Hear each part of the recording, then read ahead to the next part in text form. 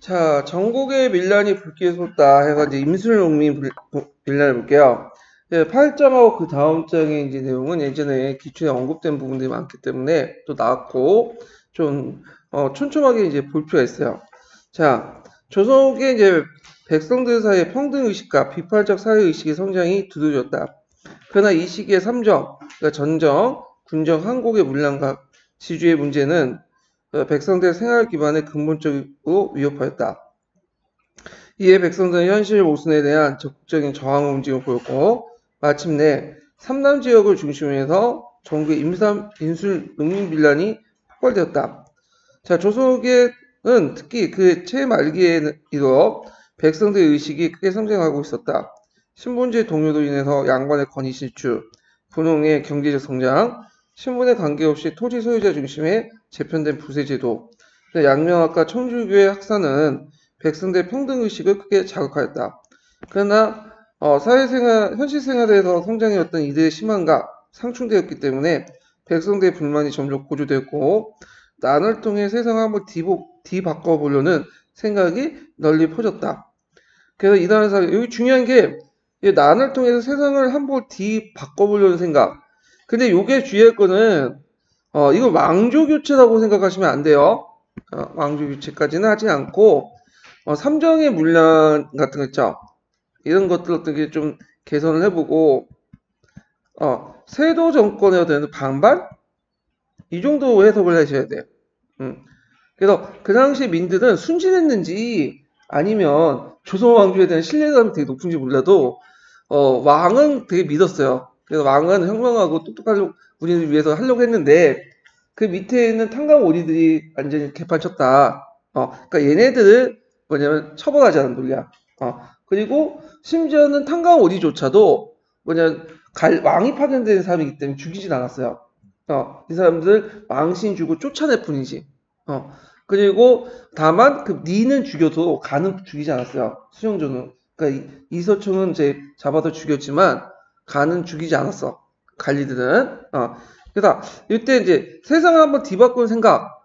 이걸 너무 확대 해석하실 생각 필요 없어요. 이거는요. 예. 자, 하여튼 이런 상황에서 삼정의 문란으로 인해 지방 간의 어떤 수탈이 한층 심화되었다. 자, 이 같은 간의 수탈은 특히 전라, 경상, 충청, 삼남 지역에 집중되고 백성들의 가중한 가세 부담이 몰락하게 일수였다. 부담을 몰락하게 일수였다. 이 삼남 지역은 왜 그러죠? 지금도 그렇지만 중요한 고창지대고 인구 밀집 지역이죠. 예. 그래서 1862년에 발발한 임수 밀란이 도화선이 된 것은 진주 밀란부터죠. 경성 우도의 큰 고을이었던 진주였다. 이곳에 진주목과 더불어 경상 우부영에까지 위치했기 때문에 정치 군사로 매우 중요한 곳이었고 특히 진주는 토지가 비옥하고 이중화 택리지에서는 이곳을 정부에 손꼽히는 곡창지도 소개할 정도다. 그만큼 수탈도 많았겠죠. 거기에다 이제 제일 문제가 뭐냐면 도결의 문제, 도결.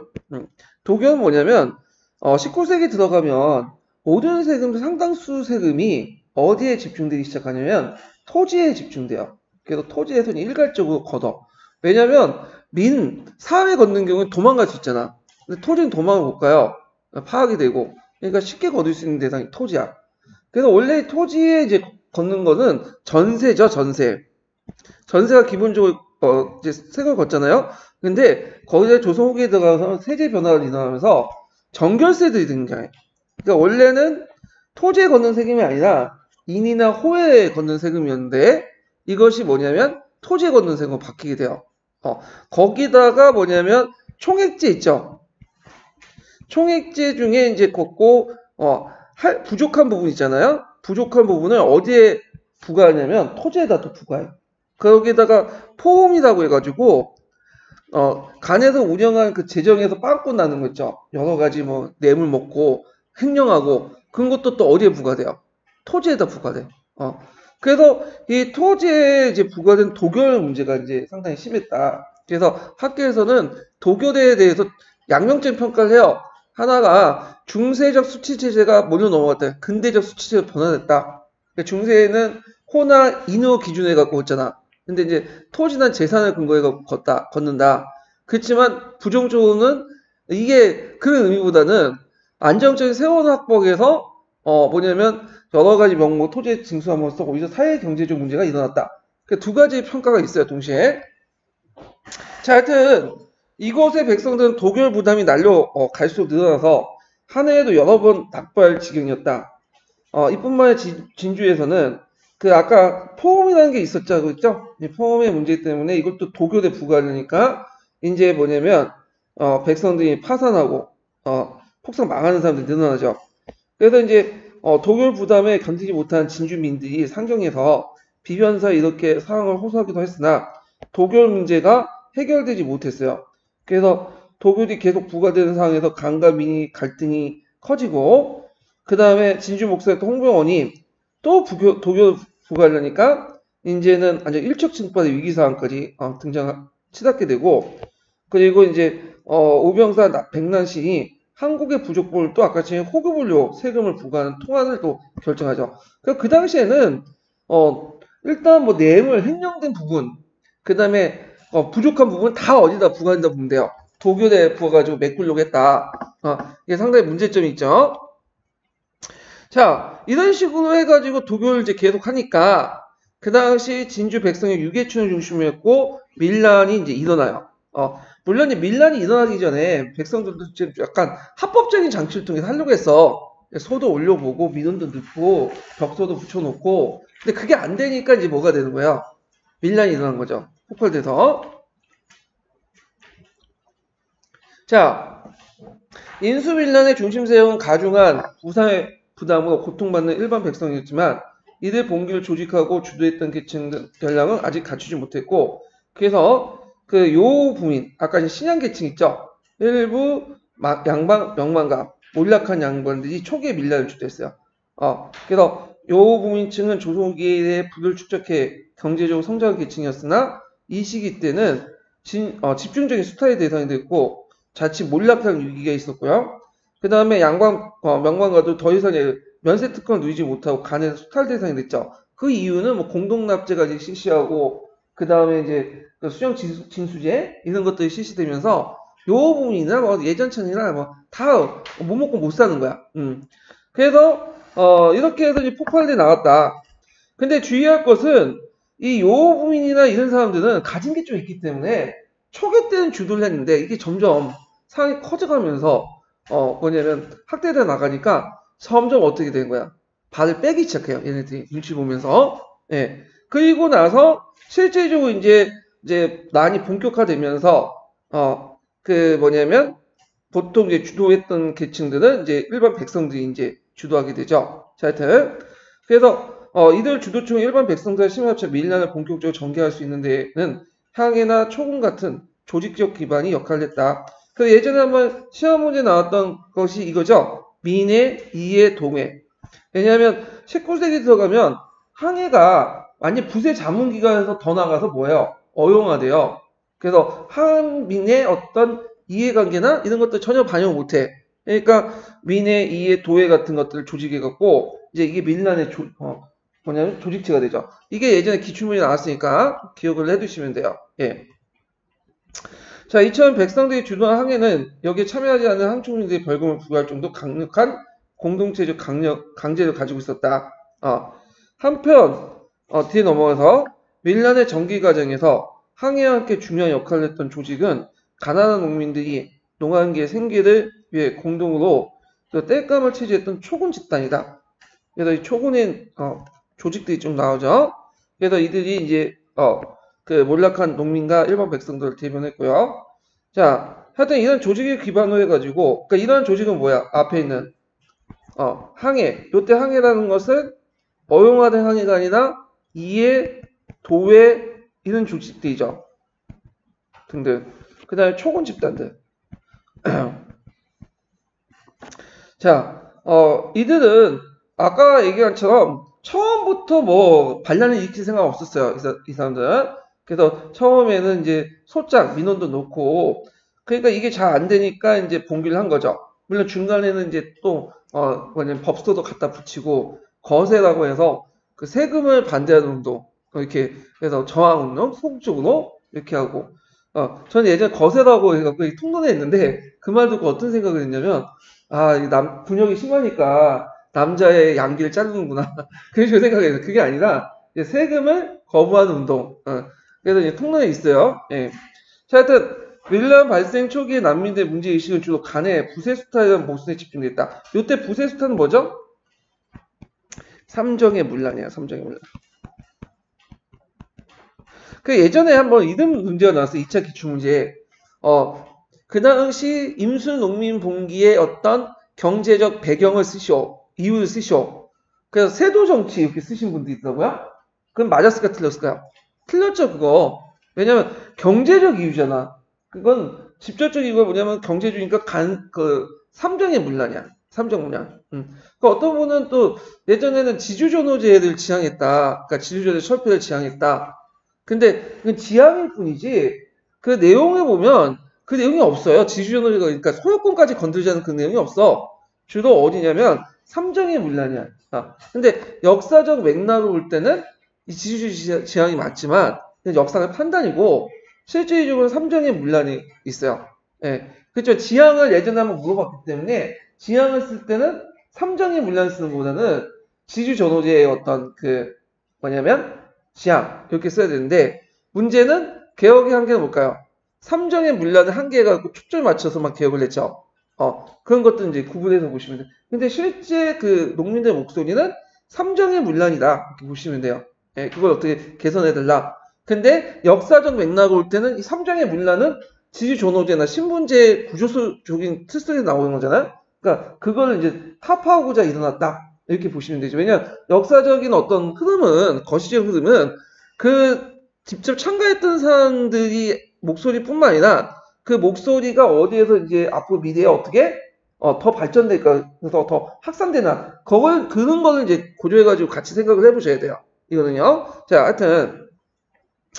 자, 그래서 백성들은 되게 정과한 동시에 가나를 파괴하고 부세의 장부를 소각하는 모습을 보였다. 그리고 대개 부세를 담당한 아전들 구타하거나 살해하는 등 반감을 순금없이 드러났고, 그리고 그들은 수정을 압박해서 도교이니 통한이니 하면서 이런 것들을 확인한 완문을 받았다. 자, 이때 이제 주의할 건 수정은 아전쯤 해도 있지 않고 욕만 당하고 고흥에 경계받고 추방되게 됐다. 여기에서 이제 인식의 한계를 보이는 거죠. 수정은 건드리지 않아. 왜?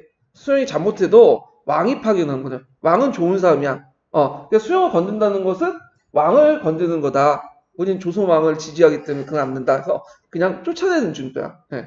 그래서 이제 여기에서 되게 뭐냐면 아직까지는 봉건의식이 잔존하고 있었다는 걸 알 수 있죠. 예.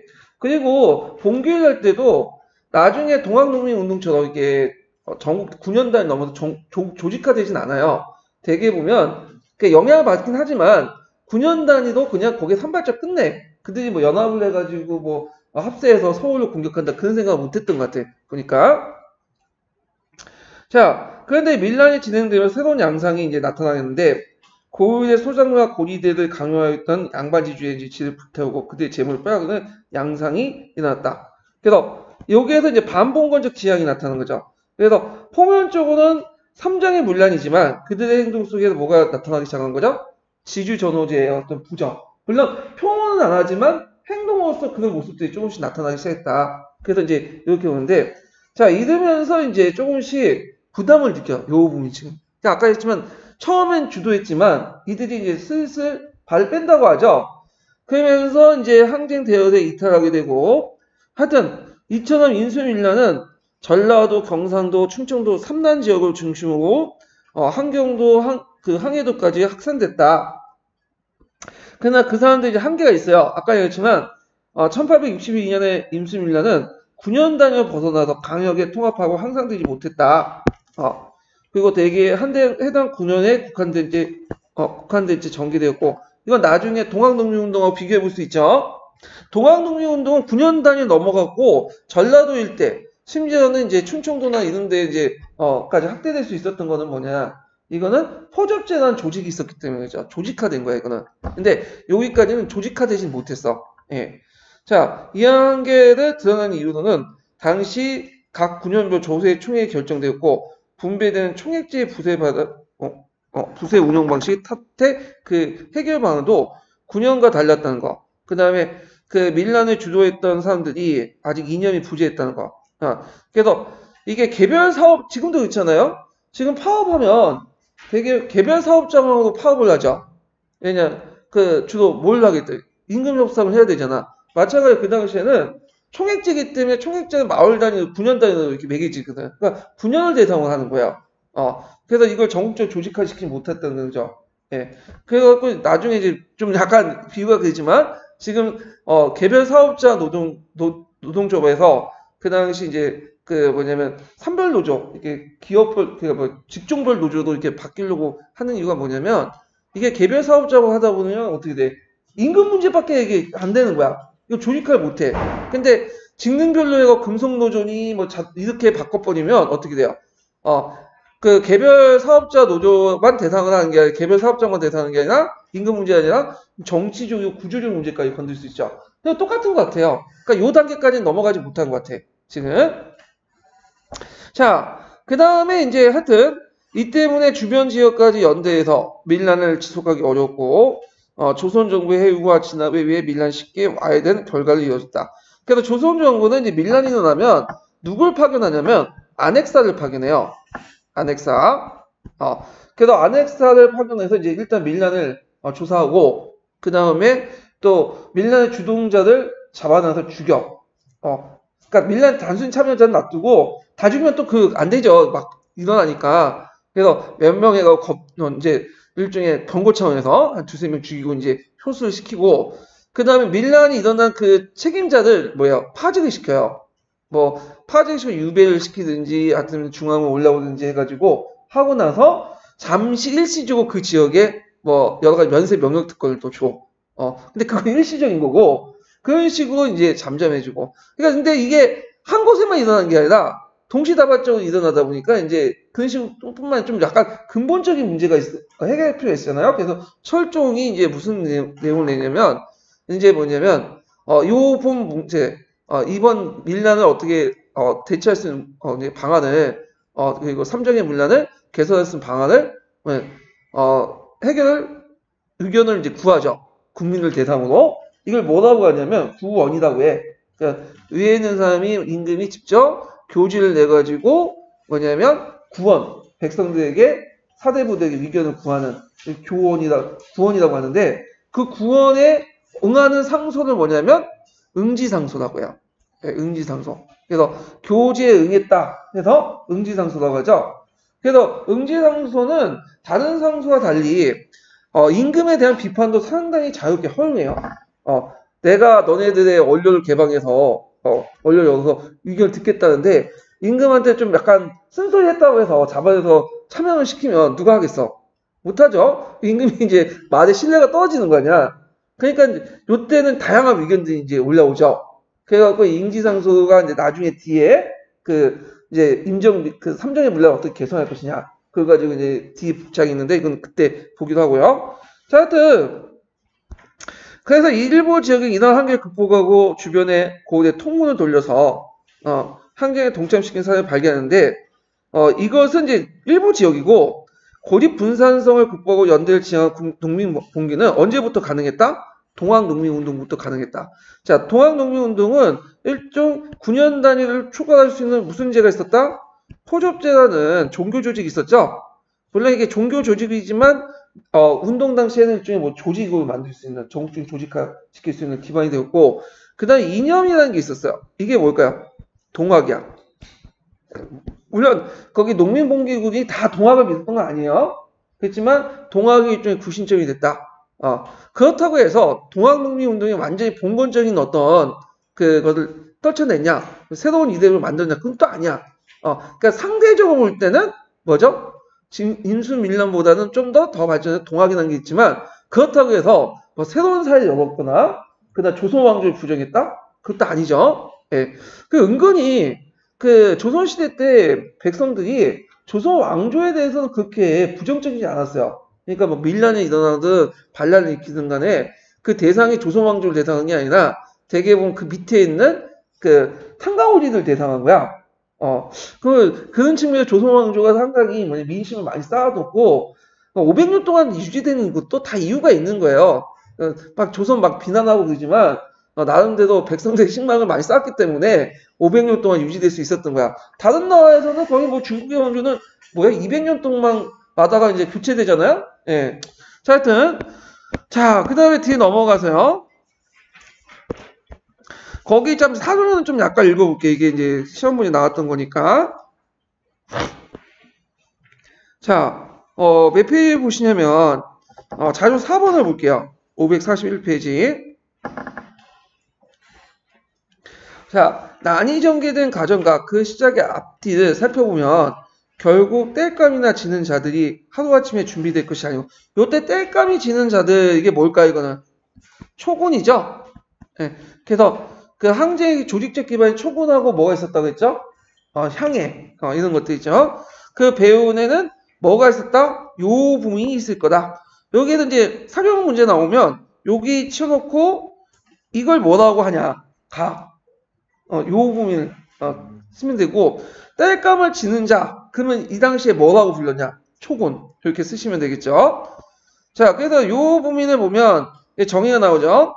가세가 넉넉하고 부유한 삶을 뜻으로 조속의 일반 백성 가운데 경제적 능력을 바탕으로 성장한 사람들을 일컫는다. 신앙하고 동일한 의미로 이제 쓰인다. 이렇게 보면 되죠? 그 다음에 이제 거기에 자료 5번에 보면 자, 유계춘이라는 사람, 유계춘은 어떤 사람이에요? 아까 했던 진주밀란을 일으켰던 그 주동자죠. 주동자. 자, 유계춘은 본래 일벌이길 좋아하는 사람으로 평소 항리의 여러 일들을 간섭하면서 고을의 폐단과 백성들의 어려움을 핑계로 다른 사람을 속여 자신의 이익을 칭하했다. 이 과정에서 항해나 이해를 능사할 뿐 아니라 이 항해는 이제 아까쯤 얘기한 항해를 말하죠. 읍소, 영소를 버릴 것을 생애를 삼동한. 읍소는 뭐냐면 이제 그 백성들의 억울한 것을 호소하는 거고, 영소는 감사에게 호소하는 거죠. 그러니까 일종의 오늘날만 민원 넣었다 그러면 민원. 툭하면 민원 넣는 사람 있잖아. 그러니까 교사 입장 올 때도 민원 넣는 사람 많아. 그 학부모들 보면 민원 넣는 사람이 꼭 넣더라고요. 별로 안 좋게 생각해. 그 당시에도 민원 한두 번이 아니라 여러 번 넣는 사람은 별로 안 좋게 생각하는 것 같아요. 그러니까 이거는 뭘 말하냐면 유계춘이 반란을 일으켰지만, 아니 반란을 주도했지만 예상도 본래는 반란을 일으킬 생각 없었어요. 처음에는. 근데 합법적인 방법으로 어떻게든 뭔가 문제 해결하려고 상당히 노력했다라는 걸 보여주고 있죠. 처음에는. 자, 그래서 이제 있고, 그 다음에 그 항해와 관련된 자료 6번 내용도 있죠. 한번 읽어보시고. 자, 그 다음에 여기 보면 이제 쭉 넘어가서 거기 자료 9번은 진주밀란과 관련된 내용이에요. 한번 읽어보세요. 이 부분도. 자, 그 다음에 이제 뒤에 넘어가서 자, 삼정 이정청을 이제 관련된 삼정 이정. 이게 상당히 중요하죠. 이게 예전에 한번 이게 언제 나왔더라? 02년 문제인가? 01년인가 02년 문제 나왔어요. 그래서 이제 그 내용을 보면 1862년에 전국에 일어난 농민항쟁에 대해 조선 정부는 문란해진 삼정을 바로잡기 위해서 근본적인 어떤 해결책이 필요했죠. 그래서 철종은 이정청이라는 특별기구를 설치하고 전국 양반 유생층에게 삼정의 폐단을 구제할 대책을 물어봤는데 이걸 이제 뭐냐면 아까 무슨 상소했죠? 능지상소라고 하죠. 그래서 전국적으로 이제 많은 상소들이 들어왔어. 자, 그래서 이제 내용을 보면 1862년 2월에 진주에서 벌어진 농민들의 항쟁은 얼마 지나지 않아 삼남 지방 전역으로 확대되었다. 초기에는 정부는 밀란 발생 지역에 수용된 봉기 원인을 묻는 한편 이들에게 뭘 하냐면 안핵사를 파견. 이것도 외워두세요. 지방에 어떤 사건이 발생할 때 그걸 조사하기 위해서 파견된 임시 간직의 안핵사야. 선무사는 재해나 병난이 일어난 두 지역의 민심을 무마시키기 위해서 주민을 구제하기 위해서 국왕 임시로 파견한 관리 정했는데, 자, 하여튼 안핵사와 선무사를 파견해요. 밀란의 진상을 파악하고 이걸 조기에 수습하고자 했다. 하지만 이들이 올리는 보고만으로 밀란의 배경을 제대로 파악할 수 없었고 정부는 그러니까 근본적인 대책을 마련하지 못한 가운데 밀란은 삼남을 넘어서 전국적으로 확산됐다. 자, 이때 이제 안핵사로 파견된 사람이 누구냐? 박규수예요. 이 사람도 외워두시는 게 좀 좋을 것 같아요. 외워두는 거 금방 외우죠? 유명한 사람이니까. 예. 그래서 요게 이제 예전에 기출 예문에 나왔던 사람이에요. 그래서 요거 해놓고는 관련 그 지문이 나오고 나서 요때 사람 누구였냐? 박규수. 이렇게 답변하시면 돼요. 그래서 이제 이렇게 박규수는 또 뭘로 유명하죠? 박지원의 손자로 유명하고 나중에 통상 계하론자도 되게 유명하죠. 예, 이 사람이. 자, 하여튼 박교수는 보고를 통해서 현재 밀란의 원인을 삼정의 문제로 이제 보고 그때 이제 항곡이 있으며 그 가운데 항곡이 제일 문제가 있었나 봐요. 예. 그래서 이들을 바로잡기 위해서 특별기구를 설치한다 국왕을 건의했고 그러다 철종원 비변사의 위논을 논의하도록 명령했고 밀란 발생 세 달 만에 삼정 이정청을 구성했어요. 요거 안개 두셔야죠. 삼정 이정청. 예. 예전에 한번 공사 기출에 나왔던 문제예요. 그래서 한번 또 나올 수가 있어. 삼정 이정청. 그 삼정 이정청을 누가 건의해줬다? 건의해서 시작했죠. 박규수. 이렇게 보시면 되죠. 그래서 삼정 이정청은 임시기구예요. 그래서 구성들 보면 대겸인제도 이제 같이 하고 있죠. 그래서 전현직 재상, 호조판서, 호조판서 왜 들어갔겠어? 재정과 관련된 거니까 선해청의 당상, 선해청이나 그 당시 중요한 재정기구죠. 예. 그 다음에 비변사의 8도의 사물 받는 국왕당상, 8도 국왕당상 등등 이렇게 해가지고 뭐냐면 구성이 됐다. 자, 철종은 삼정의 문란을 해결하기 특별기구를 설치하는 데 의해서 전국에 있는 유생들의 의견을 듣고자 했죠. 이걸 뭐냐면 구원이라고 해요. 예. 그래서 구원 교서를 내리죠. 그러니까 이제 곳곳에 뭐냐면 응지상소가 이제 뭐냐면 올라오고 그래서 이 상소를 뭐라고 응지삼정소라고 해요. 응지상정인데 응지상소에 입각해가지고 올린 건데 그 응지상소의 내용이 뭐야? 삼정과 관련된 개혁과 관련된 내용이죠. 그래서 응지삼정소라고 하죠. 자, 응지상소소는 어떤 자신의 작성자의 사회적 지위, 삼정 문란에 대한 인식에 따라 견해를 달리했다. 그래서 여기에 크게 이제 세 가지 의견이 있어요. 첫 번째 의견은 삼정의 운영의 폐단만 개선하자. 첫 번째 의견이고 두 번째는 삼정 제도 자체를 비판한 거야. 그러니까 첫 번째 의견은 삼정 운영의 어떤 는 괜찮은데 그 과정에서 삼정 자체는 괜찮은데 그 운영에 문제가 있지 않냐? 그것만 개선하고 삼정 제도의 자체를 비판하는 건 삼정 자체가 문제다는 거야. 폐단보다는 그러니까 삼정 자체가 문제니까 그 폐단도 나왔다. 근데 이제 근본적으로 뭐냐면 이거는 지주존호제 그리고 신분제의 문제다. 그러니까 그 첫 번째 의견에서 첫 번째는 피상적 의견이고 두 번째는 좀 약간 근본적인 거, 세 번째는 더 근본적인 거죠. 예. 근데 이제 학계에서는 이제 어디에 의미를 둬요? 근대화 맥락을 통해서 볼 때는 세 번째 의미를 두죠. 예. 근데 실질적으로는 뭐냐면 선택된 것은 뭐냐면 첫 번째 의미야. 그러니까 여기 세 번째를 건드면 조선왕조의 지배체를 무너지게 되는 거야. 그러니까 자기 체제를 유지하는 가운데 양반들의 기득권을 약간 보호하는 과정에서 첫 번째 의견이 채택돼. 그래서 운영의 폐단만 제거하는 방식으로. 그러니까 일종의 미봉책이죠. 근본적인 어떤 치유가 아니라. 자, 그럼 보면 첫 번째 삼정의 운영의 폐단을 개선하자는 의견이다. 이들은 본래 정정, 군정, 한국제도가 국가재정에 더욱 없고 훌륭한 걸 접하고 한 것이지만 운영하는 사람들이 잘못으로 해이해지고 문란 때문에 생겨났다고 파악했다. 따라서 밀란의 수습 역시 삼정이 갖고 있는 폐단 사항만 고치면 된다. 두 번째로는 삼정 제도 자체를 비판하는 입장이다. 그래서 삼정의 운영상 폐단은 말할 거니 없거니와 삼정이라는 제도에 문제가 있으므로 개혁이 필요하다고 주장했다. 자, 이들은 군정이나 한국을 부분적으로 개혁하자는 의견과 부세제도를 전면적으로 개혁으로 나눈다. 그래갖고 이제 두 가지 의견이 있죠. 부분적 개혁과 전면적 개혁. 이렇게 가낼 수도 있고, 마지막으로 삼정의 문란을 어디도 본 거야? 지주존호제, 신분제. 근본적으로 본 거죠. 이 결론은 밀란의 배경이 단순히 부세제도 문제가 아니라 농민들이 자기 소유의 토지 물론이고 빌려서 경작할 수 있는 토지조차 얻지 못하는 되면서 삶이 공공에서 발생한 문제라고 보았다. 그 당시에는 아까 소유권뿐만 아니라 경작권 또한 어떻게 되죠? 한국에 집중돼 있었죠. 그래서 이 때문에 국가의 토지 소유 관계를 재존중해야 밀란의 근본적인 원인이 됐다고 했다. 첫 번째, 두 번째 입장은 당대 지주전의 인정을 바탕에서 단순히 부대 제도만 고치자는 좀 소극적인 입장이죠. 그러니까 세 번째 개혁론은 농민의 토지를 분배하거나 지주의 수치율을 대폭 낮출 걸 제외해서 좀 더 지주 전원제 개혁해서 농민 경계 균산화. 균산화는 뭐야? 평등을 깨는 거죠. 그래서 상당히 농민 입장에서 개혁한 적극적인 개혁이고, 이들은 주로 이제 이익이나 정양원, 서유고 등 신학파 농업노가 같이 맥을 이었다고 볼 수 있다. 이익과 정양을 올렸다고 생각하면 안 돼요. 이 사람들 이미 하늘나라 갔었죠. 네.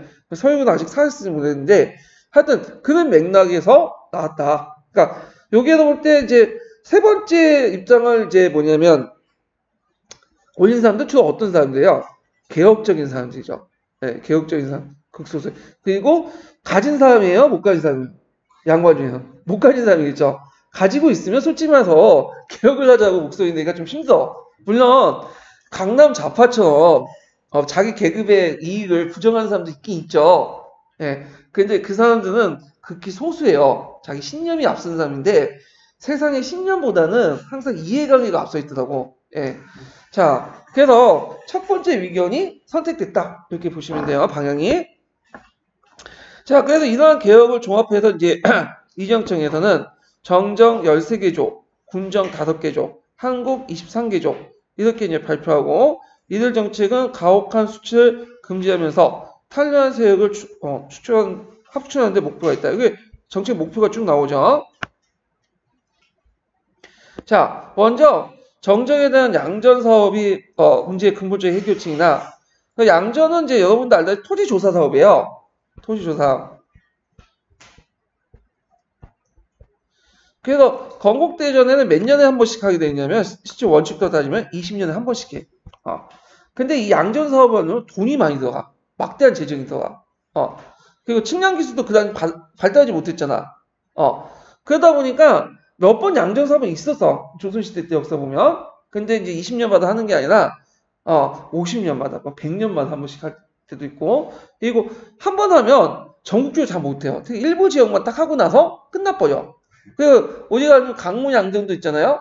강문양정도 막 떠들었지만 실제적으로 일부 지방만 한 거예요. 그걸 이제 강문양전을 이어받았고 전국적으로 한 토지조사 사업을 보자면 일제시대 때 했죠. 토지조사. 그게 전국적으로 실시한 거야. 예. 그래서 하여튼 이게 제대로 안 되니까 여건상 불가능하기 때문에 규정 외에 가혹한 징수와 수치 과정에서 부정행위를 언담하는 방안을 대안 삼았다.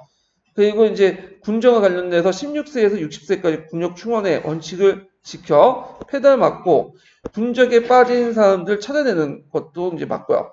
근데 이게 제일 중요한 게 한국이에요. 한국의 폐달이 제일 심했다고 했죠. 그래서 한국 자체는 되게 첫 번째 위견을 되게 이제 전정이나 군정을 받았는데 한국 자체는 두 번째 위견을 받아줬어. 아예 뭐죠? 이거는 폐지하자. 이거는 그래서 이걸 제시한 게 파항기결. 이거 외워두세요. 이거 상당히 중요해. 이게 예전에 예문에도 나왔어. 파항기결 뭐냐? 파하는 뭐야? 한국을 파하고 원래 이제 한국이 원래 목적과 달리 부세화 됐잖아요. 일종의 중앙 세금화 됐잖아. 그럼 그 중앙 세금은 어디에 부과되냐? 제일 간단하게 뭐예요? 또 토지야. 기결시키죠. 파항기결. 이 말이죠. 자, 그래서 이걸 통해서 뭐냐면 해결하고 있죠. 그래서 보면 그동안 부세처럼 징수했던 한국을 전면적으로 폐지하고 그 토지를 세금에 부과하는 정책들을 마련했다. 이거 외워두세요. 예. 그래서 이제 하지만 원곡을 전부 없애는 게 아니라 장부 사용에 남아있는 허유 가운데 3분의 1을 탕감한 아니나 그러니까 이건 뭐냐면 가짜로 빌려준 게 많아요. 그 당시에는 장부 사용을 기록해놓고 이걸 이제 탕감하는 이나 나머지 3분의 1을 횡령하는 아전대 하여금 군역시 납부하겠다. 나머지 부분은 그리고 실제 남아있는 한국적 150만 석은 항류구로 편성하고 있고 한국에 편성하여 한국에 가지고 있는 원래 진을 있죠. 진은 뭐야? 이거는 빌려주는 게서 이자를 받는 게 아니라 가난할 때나 이제 가뭄이나 이렇게 들 때 위기 시에 예비국을 놔둬가지고 뭐죠? 그 백성들 구제하게 한 거야. 그래서 요런 기능만 이제 남겼다. 그러나 이거는 일시적인 거야. 일시적인 거. 그렇지만 시간이 지나면서 이제 삼정 이정, 그러니까 시간이 지나면서 삼정이 이제 뭐냐면 그러니까 삼정이 난다. 저희 진주밀란을 비롯한 그 삼단 쪽의 그 임순 농민 봉기가 이제 잠잠해지니까 다시 도마를 타고 됐어. 한국이 다시 부활됐죠. 예, 그런 것들 좀 기억을 해두시고, 요거 좀 기억을 해. 파한 기결, 이런 것들, 그 다음 그 밑에 있는 부가적인 조치들 좀 같이 기억을 해두시면 될 것 같아요. 요 부분들은. 자, 그래서 이제 이렇게 하고 마지막 단락 보죠. 이렇다 삼정 이정 절목을 비롯한 시행상 문제도 조기에 폐기되었지만 조선의 국가체제를 유지하는 선상에서 이 시기의 지배층들이 제시할 수 있었던 최선에 가까운 개혁안이었다. 특히 파한기결과 항로구의 마련. 항로구는 아까 좀 말했죠? 이거 뭐 때문에 왔는데 진울과 관련돼서. 그래서 수백 년 동안 나는 간행을 폐기하고 바로잡고자 하는 점에서 당시 그 뭐냐면 위정자 대병통이가 뭐야? 이게 소병통은 지역적으로 곤치는 거죠. 근데 이에 반해서 대병통은 뭐냐면 큰 것을 곤치는 거야. 큰 바닥을 큰 줄기를 곤치는 거죠. 그래서 이제 대병통이라고 부를 정도였다. 또한 이를 도출하는 과정에 등장했던 사족들 사이의 논의는 당대 세도 정치에 억눌렸던 사회개혁론이 삼정 이정을 넘고 공론한 계기를 마련해줬다. 그 당시에는 그 조선시대 때 특징이 공론이거든요. 그래서 이제 사족들이 이제 분당 정치하면서 공론을 하고 하는데 그 당시엔 이제 그 세도 정치의 공론이 잘 안 됐어. 왜냐 공론의 근거지인 서원들이 이제 뭐냐면 세도 정치가들 눈치를 봐요. 그러니까 세도 정치가들 듣기 싫은 좋은 소리만 하는 거야. 그러다 보니까 이제 공론을 잘 안 됐는데 이걸 계기로 해서 공론화되고 이게 이제 했다는 데 상당히 의미가 있는 거죠. 결국 이 시기에 등장해서 삼정 이정의 방안은 흥성대원군의 집권기의 제방개혁이나 흥성대원군 때 이제 삼정 개혁했죠. 예. 그 개혁 이후에 각종 근대의 원형으로서 기능했다는 측면에서 큰 의미가 있다. 참고로 한국은 언제 폐지됐죠? 한국은 나중에 을미개혁 때 폐지돼요. 결국에는 을미개혁. 그래서 원래는 처음엔 좋은 의도에서 출발한 제도인데 백성들을 위해서. 근데 이게 일종의 나중에 변질되죠. 그래서 이제 이게 여러 가지 문제를 낳게 되고 그래서 결국에는 을미개혁 때 폐지되는데 우리나라도 비슷한 게 있죠 지금. 국민연금 같은 거 있잖아요. 연금. 국민연금 받을지 안 받을지도 잘 모르는데 일종의 이걸 이자라고 생각하잖아요. 그거 나중에 받을 거라 생각하는 사람은 별로 없죠. 예. 그래서 이제 국민연금을 가지고 이제 예전에 박근혜 시대 때는 그 삼성도 도와주고 그랬잖아. 예. 자, 하여튼 이런 것도 있다 그런 거 있고, 자, 그 다음에 뒤에 넘어가서 이제 사료 부분을 좀 볼게요. 자, 자료 1번 같은 경우에는 이제 국왕이 그 당시 철종이죠. 국왕이 이제 명령을 내려가지고 그 당시 뭐 삼정에 관련된 대책 한번 구해봐라. 이런 등등등 이런 내용들이 있고 나번도 이제 자료 2번도 마찬가지죠. 예. 그래서 이제 있고 그 다음에 뒤에 넘어가서 자 여기 보면 이제 자료 5번을 잠깐 볼게요. 5번. 자, 우리나라 결이라고 해야 보면 1결의 면적은 가로 세로 길이가 600척이 이릅니다. 자, 이것은 고대 정정제의 백무와 같으니 곧 한 집이 경자가 명적입니다. 그래서 그 8결의 1통이라고 하고 뭐 해갖고 농부 1교시 분명히 쭉 해가지고 이제 그 당시에 개혁안 관련된 내용이 있고요. 그래서 자료 6번은 꼭 기억을 해주세요, 이거. 이게 예전에 한번 기출 예문으로 나왔어요. 02년 문제에 나왔던 건데.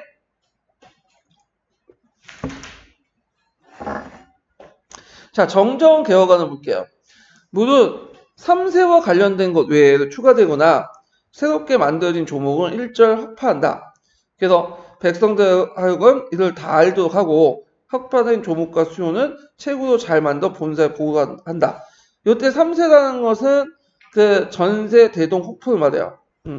이때 이제 이렇게 있고 군적은 아이가 태어나자마자 군적에 올리는 것과 기한이 되었으나 제외되지 않는 것은 모두 절박한 폐해이니 그래서 아이가 태어나자 군적에 올린 거면 항구천정이죠. 예. 그래서 이제 있고 기한이 되어 제외되지 않는, 이건 뭐냐면 쟤는 백골진포 같아. 사람이 죽었으니까 이제 더 이상 거둘 필요 없는데 이런 것들을 계속 걷게 되죠.